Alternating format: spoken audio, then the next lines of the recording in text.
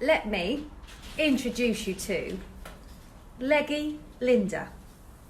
Leggy Linda is going to take one for the team. I thought it would be much easier for me to explain how to salvage your sweet peas, if that's what's happened to you, if I had an example here to show you. Really, at this point, when you see your sweet peas just popping through the soil, that's the point where you get them to as much light as possible. And what that does is it allows the plant, because it has sufficient light, it allows it to focus on making stronger stems and creating a leaf canopy. If it doesn't have sufficient light, plants are pre-programmed to keep on growing until they find it.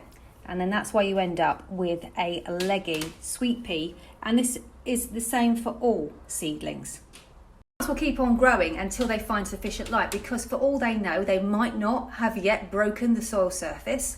They might be coming up in a bed or a field which is full of other plants. So they have to fight their way to the front and get some light. Now, what might happen is they might run out of steam or energy before that happens. And you will find that more vigorous plants, i.e. weeds, often win the fight and bully out the younger seedlings. But by planting our seedlings in pots, even the most delicate of plants has got the best chance, providing we look out for them.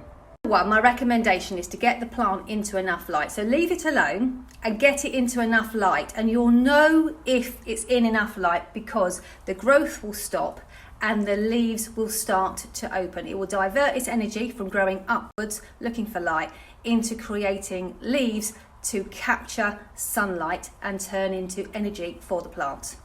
We can see the only real leaves this plant has got are right on the tip. So I don't want you to pinch them out yet because they're the only ones he's got. It's likely, you can just see there's a couple of growth points down here. It's likely that we'll start to see some leaf action further down. But what I would recommend you do, if you possibly can, is to leave him to bulk up a bit first. Once plants bulk up, it's really easy to see where you could pinch out the leaves. The best results from sweet peas, you want the longest stems as possible. And to do that, you want to keep pinching to a minimum. There's lots of information behind there, but I'm just going to try and keep it simple. So, yes, you can pinch your sweet peas to fix it. You only really want to fix it once. It's fine, it's going to make a difference, but it's not going to make a big enough difference for you to really notice. You're not selling professional cut flowers, it doesn't matter.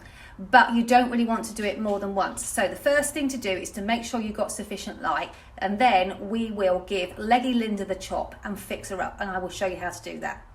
So here's our sweet peas. We only pinch these if you've sown them really late and they're not naturally branching. Then give them one snip. And you can see that we're tying ours in already because they're getting away to a flying start. This is a good example. I just wanted to show you. So, first flowering stem, so first flowers, and these are coming off the side shoots, so second flowers, and you can see how much shorter that is already. I'll lay it on the floor for you in a second. There we go. So you can see it isn't a huge amount shorter, just a bit. But when they branch again, it will get that much shorter again. And then it will get that much shorter again. And then it will get that much shorter again. And that's when you need to start cutting tendrils to make your flowers long enough to even put in a jam jar. So hopefully that makes sense why you need to be careful with your pinching and start as early as possible so you get the most amount of long stems.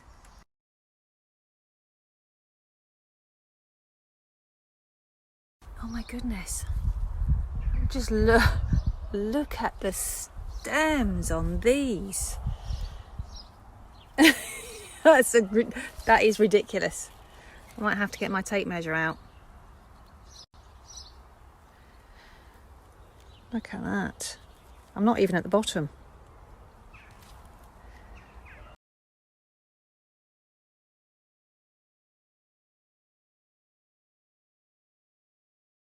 So this is Linda, and can you see the massive difference just in the few days that she's had the extra light? She's now stopped getting any taller, and she's started to open up her canopy of leaves, and she's absorbing the sunlight, turning that into energy and creating herself a bigger stem.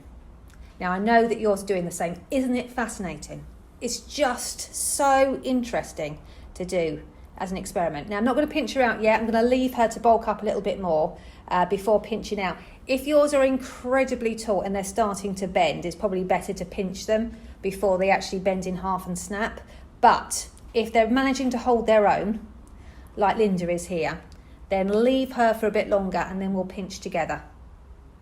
So here is my Leggy Linda, and you can see she has fallen over, like I expect yours have too, and that's absolutely fine. I'm just making sure that she's not able to get tangled up.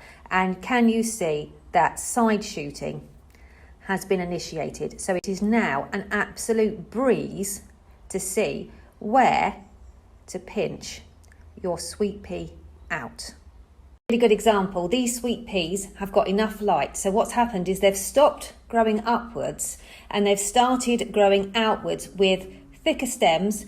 But look at this leaf canopy. So if you've got sweet peas that haven't started putting out leaves, it's because they don't have enough light.